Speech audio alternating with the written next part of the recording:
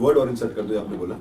जब हम अभी के दौर को कैरेक्टराइज करते हैं तो सिर्फ हिंदुत्व फाशीवादी नहीं, एक ब्राह्मणवादी हिंदुत्व फाशीवादी बोलते हैं।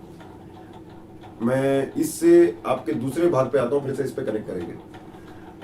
देखिए, इंडियन स्टेट का राइट फ्रॉम इंसेप्शन एक अथॉरिटेरियन तो एक रोल रवैया रहा है, और जब जब चैलेंज हुआ है तो उसने फासिस्टिक टेंडेंसीज दिखाई हैं। तेलंगाना विद्रोह के समय से हमने देखा है, तेलंगाना में देखा, नक्सलवादी में देखा, श्रीकाकुलम में देखा, 80 के दशक में बिहार में देखा, आंध्र प्रदेश में देखा। तो डेमोक्रेसी सस्पेंड करना, सिविल राइट सस्पेंड करना पंजाब में देखा, कश्मीर में देख रहे हैं, नॉर्थ ईस्ट में देख रहे हैं। तो डेमोक्रेसी सस्पेंड करना और इस तरीके से लोगों को रिप्रेस करना बहुत जल्दी इंडियन स्टेट मतलब वो फासिस्टिक टेंडेंसीज डिस्प्ले करता है। इमरजेंसी के दौरान हमने उसको बहुत बखूबी देखा। लेकिन एक डिफरेंस भी है, और उस डिफरेंस को भी हम लोग समझना पड़ेगा अपने एनिमी को ढंग से समझने के लिए। वो संघ परिवार की विचारधारा का है, और वो जब उस स्टेट अपैरेटस के साथ मिलती है तो एक बहुत डेडली कॉकटेल के साथ आती है, वही रिप्रेसिव स्टेट अपैरेटस के साथ। आज 80 के दशक से जब से संघ परिवार का उभार हुआ, और हमने देखा जिस तरीके से उभार हुआ, तो जो सारी पार्टियां जो अपने आप को सेकुलर बोलती थी, वो भी कहीं ना कहीं इस डोमिनेंट हिंदुत्व नैरेटिव को क्या बोले, उसको भी वो अपीज करने शुरू किया। मतलब कांग्रेस ने उस तरीके से एक प्रिंसिपल पोजीशन नहीं लिया, उसको भी लगा कि हमारा वोट बैंक वो हो जाएगा। जो कांग्रेस एक समय नेहरू के समय बहुत ज्यादा साइंटिफिक सोशलिज्म और सेकुलरिज्म की बात करता था, वो कांग्रेस भी उसमें भी बदलाव आया 80 के दशक से। वो भी राजीव गांधी का दौर हो, नरसिम्हा राव का दौर हो, उसके बाद जितना दौर हो, उसने एक सॉफ्ट हिंदुत्व को केटर भी किया। लेकिन आज के समय में जो बहुत बड़ा चैलेंज है, वो जिस तरीके से आरएसएस कंट्रोल कर रहा है, देखा जाए तो इसको बीजेपी की सरकार नहीं, इसको आप आरएसएस की सरकार बोल सकते हैं। और जो आरएसएस का वर्ल्ड व्यू है, जो आरएसएस का वर्ल्ड व्यू है महिलाओं के प्रति, जो आरएसएस का वर्ल्ड व्यू है दलितों के प्रति, जो आरएसएस का वर्ल्ड व्यू है मुसलमानों के प्रति, और वो वर्ल्ड व्यू और हिटलर का वर्ल्ड व्यू आप बहुत ज्यादा उसमें सिमिलैरिटी पाएंगे। एक डिफरेंस जरूर पाएंगे जिससे वो और खतरनाक हो जाता है, वो ब्राह्मणवाद की बात। इनफैक्ट वो भी कहीं ना कहीं वो रेशियल प्यूरिटी जाके कुछ आप सिमिलैरिटीज देख सकते हैं हिटलर का। और वो हमारे सामने बहुत बड़ा चैलेंज है, इसीलिए हम इसको ब्राह्मणिकल हिंदुत्व फासिज्म बोलते हैं। और यही आज के समय स्टेट अपैरेटस, स्टेट मशीनरी के साथ मिलकर, उस स्टेट मशीनरी का इस्तेमाल करके लोगों को दमन करना चाहता है। आप ये सोचिए, आज छात्र सबसे बड़ा केंद्र क्यों बन गया अटैक का? कांग्रेस के समय देखें तो छात्रों पे इस किस्म का अटैक आपने नहीं देखा पिछले 10 साल में। अटैक रहा निजीकरण शिक्षा का, उन्होंने शिक्षा को बेचने की शुरुआत कांग्रेस की सरकारों ने ही करी। राज्यों की सरकारों का भी उसमें पूरा का पूरा हाथ रहा। कोई सरकार इस सिस्टम में, इस पार्लियामेंट्री फ्रेमवर्क में उस तरीके से इस पूरी शिक्षा के निजीकरण के खिलाफ नहीं लड़ा। लेकिन आज शिक्षा के निजीकरण के साथ शिक्षा का भगवाकरण करना, वो जो एक मल्टी प्रोंग्ड अटैक इस संघ परिवार मोदी सरकार के आने के बाद उन्होंने शुरू किया है। वो जानते हैं एक बड़ा तबका था जिसने एक न्यू लिबरल ड्रीम जो कांग्रेस ने दिखाई थी और जो अनरियलाइज रहा था वास्ट मेजोरिटी के लिए, एक बार फिर मोदी सरकार ने दिखाया कि आप आइए, आप हमको वोट कीजिए, हम विकास लेकर आएंगे, हम जॉब्स लेकर आएंगे, हम शिक्षा लेकर आएंगे, हम सबकी प्रॉस्पेरिटी लेकर आएंगे। वो अच्छे दिन का जो वादा था बहुत जल्दी फूटना शुरू किया। और जो एक यूथ, जो एक कॉन्स्टिट्यूएंसी जो मोदी को लगा वो उनको अपील करेंगे सोशल मीडिया के थ्रू और अलग अलग इस तरीके के मीडियम्स के थ्रू, वो बहुत जल्दी समझे कि ये मोदी सरकार का क्या रवैया है और क्या रोल है और क्या विचारधारा है। और ये वही कॉन्स्टिट्यूएंसी है जो उस बैकवर्ड थिंकिंग को सब्सक्राइब करना उनके लिए बहुत ही मुश्किल है, बहुत ही आपत्तिजनक है। और जो संघ परिवार का महिलाओं के प्रति फॉर एग्जांपल उनका जो वो है वर्ल्ड व्यू है कि आपको घरों में रहना चाहिए, आपको शिक्षा पावन नहीं करना चाहिए, अगर आप एक साथी चुनेंगी तो हम आप पे अटैक करेंगे, हम मॉरल पुलिसिंग करेंगे, अगर आप अंतरजातीय विवाह, inter community marriages, inter community partners को वो करेंगे। तो ये सारी विचारधारा है जो आज का यूथ जिसको सब्सक्राइब नहीं कर सकता।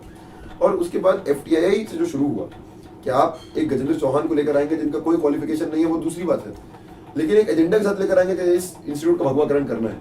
आप अलग अलग जगह वही हेड्स को अपॉइंट करेंगे जो BHU में देखने को मिला, जो इलाहाबाद यूनिवर्सिटी में देखने को मिला। चलिए FTII, JNU, जादवपुर यूनिवर्सिटी तो सेंट्रल यूनिवर्सिटीज हैं जो हमेशा लाइमलाइट में रहा है। लेकिन और भी सेंट्रल यूनिवर्सिटी जैसे Allahabad university, BHU, Banaras Hindu university जो संघ अपना गढ़ मानता था, वहां भी वहां के लोग उनके खिलाफ बोलना शुरू किए। तो एक दिखाता है कि आज का यूथ कभी भी संघ परिवार के खिलाफ के साथ खड़ा नहीं हो सकता। चैलेंज हमारे ऊपर है, हम उनको कैसे अपना मैसेज उनके पास लेके जाएं, उनको कैसे इस तबके को संगठित करें। मुझे लगता है कि सवाल मेरा अभी भी उसी तरह खड़ा है। जैसे कांग्रेस की हम बात करते हैं, अपने ब्राह्मणिकल शब्द बनता, ये अंश तो शायद 47 के बाद हमने देखा है इंडिया की स्टेट में ब्राह्मणिकवाद का अंश। जहाँ फिर हम बात करें कि कांग्रेस की ये ग्रीन हंट था, वो भी उसी के पीरियड में हुआ। कांग्रेस के समय में अफसफा भी चलती रही, जहाँ तक कि त्रिपुरा में अभी खत्म हुई है, जहाँ बाम गवर्नमेंट है। यहाँ तक कि जो अपने जगीरू वैल्यू की बात की, हरियाणा में जो इंडियन नेशनल दल है उसके ओम प्रकाश चौटाला ने कितनी बार खाप पंचायतों के पक्ष में बोले हैं, तो मेरा सवाल उसी तरह है कि वो पार्टियां क्यों नहीं फांसी बांधी? नहीं, डेफिनेटली देखिए, मैं बोल रहा हूँ कि मैं एक डिस्टिंक्शन क्रिएट कर रहा हूँ, जो डिस्टिंक्शन रियल लाइफ में वैसे दिखता नहीं, but for conceptual clarity, Indian state are different political parties, और different political parties how they use the state apparatus. Now they are all representatives of the same ruling class, चाहे वो कांग्रेस हो, चाहे वो भाजपा हो, चाहे वो और भी पार्टियां हो, और they take turns. इनके शब्दों में बोले तो बुर्जुआ डेमोक्रेसी कितना भी डेमोक्रेटिक हो, लेकिन उसका यही है कि हर 5 साल में आप चूज करेंगे आपको कौन आके आपको ऑपरेस करे, और वही हमने पिछले 60-70 दशकों से देखने को मिला है। अलग अलग पार्टियों ने टर्न लिया है यहाँ की भारत की जनता के खिलाफ दमन करने का, के ऊपर दमन करने का। एक चीज अगर आप देखें, एक डिस्टिंक्शन आज के समय अगर आप देखें, तो जैसा आपने बोला, चाहे वो ऑपरेशन ग्रीन हंट हो, चाहे वो कश्मीर नॉर्थ ईस्ट में हो, हर जगह कांग्रेस ने, ज्यादातर जगह तो कांग्रेस ने इनिशिएट किया, ज्यादातर जगह जब दंगे हुए तो कांग्रेस की ही सरकारें रही हैं। अभी जब मुजफ्फरनगर हुआ तो समाजवादी पार्टी की सरकार थी, भाजपा की सरकार नहीं थी, भाजपाइयों ने किया, लेकिन समाजवादी पार्टी चुपचाप बैठा रहा, देखता रहा। एक state of exception radical left forces के लिए तो हमेशा एग्जिस्ट किया इस देश में, एक अनडिक्लेयर्ड इमरजेंसी तो रेडिकल लेफ्ट फोर्सेस के लिए, और हर जगह जहां संघर्ष रहा है वहां ऑलरेडी डिक्लेयर्ड रहा है। चाहे आप नक्सलाइट मूवमेंट पे जो दमन हुआ आप उसको देखिए, जैसे मैं बोला कि डेमोक्रेसी सस्पेंड कर दिया जाता है। 1988 में पंजाब में राइट टू लाइफ भी जो सस्पेंड कर दिया गया था 5 साल के लिए। तो ये सारे उदाहरण तो हमारे सामने बहुत सारे हैं। जो तेलंगाना में हुआ 48 में, जब अब उस समय यूफोरिया था कि हम आजाद हुए हैं, अब हमने अंग्रेजों को बाहर निकाल दिया, अब मुक्ति का समय है, अब आजादी का समय है, लेकिन वही समय जब तेलंगाना में मास रेप्स किए जा रहे थे, लोगों को मारा जा रहा था, किसानों को मारा जा रहा था, कम्युनिस्टों को मारा जा रहा था। तो ये सब हमारे देश में हमेशा रहा है। आज के समय संघ परिवार का जो ये सरकार है उसने इसको एक और एडिशनल लेवल पे लेके चला गया। इस बात से कोई डिसएग्री नहीं कि जो दायरा है कि आप किस पे अटैक कर सकते हैं वो संघ परिवार ने और बढ़ा दिया है। अगर पिछले 10 सालों की कांग्रेस की सरकार को ले तो उसने वो सब किया जो आपने गिनाया। उसने लेकिन बहुत क्लेवरली कुछ लोगों को कोऑप्ट किया और कुछ लोगों को आइसोलेट करके उन पर दमन किया। उन्होंने मिडिल क्लासेस को, स्टूडेंट कम्युनिटी को इतना ज्यादा सेफ्टी वॉल बनाने के रखने के लिए निजीकरण किया, लेकिन साथ ही साथ बहुत लो इंटेंसिटी वॉरफेयर से बिरला अंबानी रिपोर्ट आने के बाद लिंगो कमेटी गाइडलाइंस हो या बहुत सारे वो जितने शिक्षा के बाद बिल्स हो, वो लेकर लेकिन हल्के हल्के वर्ल्ड बैंक का जो पॉलिसी है कि आप आराम आराम से चीजों को करिए कि आप बहुत ज्यादा आप अपोजिशन यूनाइट नहीं कीजिए। आज के समय जो सरकार है वो सिर्फ रेडिकल लेफ्ट पे नहीं कर रही, और ये बात रेडिकल लेफ्ट को समझना भी बहुत जरूरी है। वो उसको ये अंडरस्टैंडिंग आएगा, आज हमारे को सेक्टेरियन नहीं रहना बल्कि लार्जली यूनिटी फोर्स करना है। आज चाहे वो रेडिकल लेफ्ट हो, चाहे वो पार्लियामेंट्री लेफ्ट हो, चाहे वो लिबरल लेफ्ट हो, चाहे वो वेरी लिबरल लेफ्ट हो, चाहे वो लिबरल्स हो, चाहे वो गांधीयंस हो, चाहे वो कोई भी एक डेमोक्रेटिक तबका हो जिसमें थोड़ी भी एक डेमोक्रेटिक जो जिसको हम एक ब्रॉडर डेमोक्रेटिक स्ट्रीम बोलेंगे, वो सब पे अटैक है। चाहे वो शिक्षक हो, चाहे वो छात्र हो, चाहे वो मजदूर हो, चाहे वो आदिवासी हो। और ये बात हमको समझने की जरूरत है। जो लोग खासतौर से रेडिकल लेफ्ट से, जिससे मैं भी अपने आप को एसोसिएट करता हूँ, जिस स्ट्रीम से मैं भी अपने आप को एसोसिएट करता हूँ, जिन लोगों ने दमन हमेशा झेला है, जिन लोगों ने इस दमन के खिलाफ हमेशा लड़ा है, आज के समय में जब ये दमन एक ब्रॉडर स्ट्रीम पे हो रहा है, उस ब्रॉडर स्ट्रीम के साथ यूनाइट करके उसको साथ में लेके एक यूनाइट फ्रंट की तरफ बढ़ना और उस यूनाइट फ्रंट को नेतृत्व देना एक रेडिकल लेफ्ट के सामने सबसे बड़ी जिम्मेदारी है। जैसे कभी लंबी बात होगी कि इस विषय पे हम चलते कांग्रेस से लेके अब तक की बात करते हैं, जैसे कि सारा कुछ शब्दों ने गिनाया कि अफसफा होगी, ग्रीन हंट हो गया, किस तरह जो जमहूरी अधिकारों को कुचला गया, जहां हम कश्मीर में देख रहे हैं, मणिपुर में देख रहे हैं, नॉर्थ ईस्ट में देख रहे हैं, कुछ समय पंजाब में देखा, ये सारा जो बढ़ता रहा है, जहाँ हम ऑपरेशन ग्रीन हंट आदिवासी इलाकों में देख रहे हैं।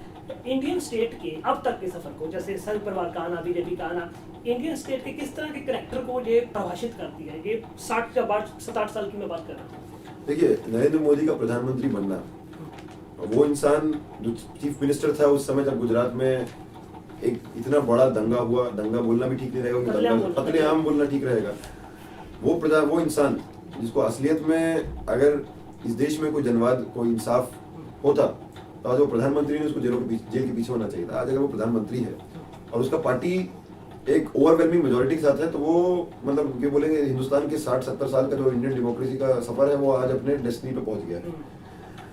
और वो दर्शाता है सिर्फ और सिर्फ आज के समय को नहीं, आपने बहुत अच्छा सवाल पूछा, वो दर्शाता है आज के पिछले सालों को भी दर्शाता है। इस तरीके से बाकी संघ परिवार के खिलाफ अगर बाकी लोग मिलकर लड़े होते जो पार्लियामेंट्री फ्रेमवर्क में है, संघ परिवार आज कहीं नहीं होता। वो भी इस पूरे घटनाक्रम में शामिल है, वो भी पूरे लोगों को इंसाफ नहीं दिलाने में, लोगों के खिलाफ दमन करने पे, लोगों के जितने भी एग्जाम्पल तेलंगाना से लेके नक्सलवादी Srikakulam, operation green hunt, Punjab, Kashmir, north east, Dalit massacres, minority witch hunting, उन सब में सारे लोगों का वो लग रहा।